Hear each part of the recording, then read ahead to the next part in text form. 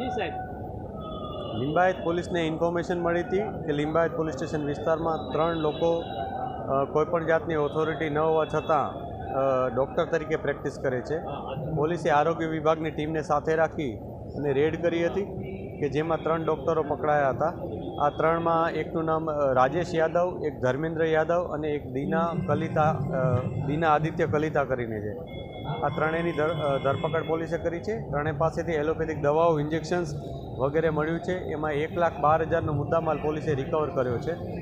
આ લોકો પાસે કોઈપણ જાતની ડિગ્રી ન હતી. એક જે લેડી વ્યક્તિ છે એમાં એણે પોતે પણ નર્સિંગનો કોર્સ કર્યા હોવાનું જણાવ્યું છે અમને. એ પણ અમે તપાસ કરી રહ્યા છીએ કેટલો સમય એણે નર્સિંગ તરીકે પ્રેક્ટિસ કરી છે. આ ઉપરાંત એણે નર્સિંગ તરીકે પ્રેક્ટિસ કર્યા બાદ આ પ્રકારનું એને ઓથોરિટી છે કે નહીં એ પણ અમે તપાસી રહ્યા છીએ.